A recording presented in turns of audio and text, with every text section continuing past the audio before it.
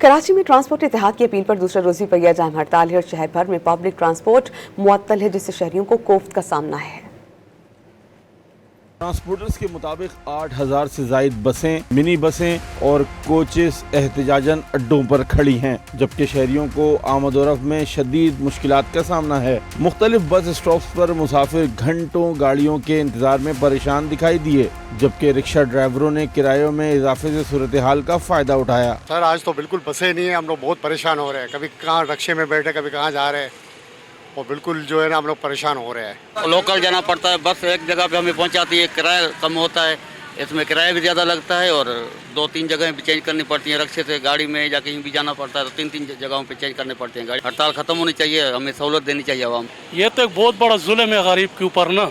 आज ये जो परेशानी हो रही है क्यों हो रही है? चालानों की वजह से हो रही है। 5-5 हज़ार, 10-10 हज़ार, 15-15 हज़ार का चालान हो रहा है, तो ये कोई इंसानियत तो नहीं है ना।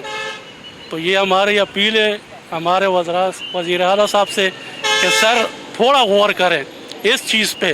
कराची ट्रांसपोर्ट इत्तेहाद का कहना है कि हुकूमत की जानिब से ई चलान के जुर्मानों में कमी के बावजूद मैनुअल चलान के खिलाफ उनके तहफ़्फ़ुज़ात बरकरार हैं। इत्तेहाद के मुताबिक किरायों में इजाफा ना करने की शर्त पर जो सब्सिडी देने का वादा किया गया था वो रकम आज तक अदा नहीं की गई। दूसरी जानिब ट्रांसपोर्टर्स का मौक़िफ़ है कि सिंध हुकूमत ने मसले के हल के लिए ताहाल उनसे बाज़ाब्ता राब्ता नहीं किया। हड़ताल के बायस रोज़ाना सफ़र करने वाले हज़ारों शहरी मुतासिर हो रहे हैं और तालीमी और कारोबारी सरगर्मियाँ भी मुतासिर होने का खदशा है। कैमरामैन आमिर शाह के साथ सैयद वसीम, डॉन न्यूज़, कराची।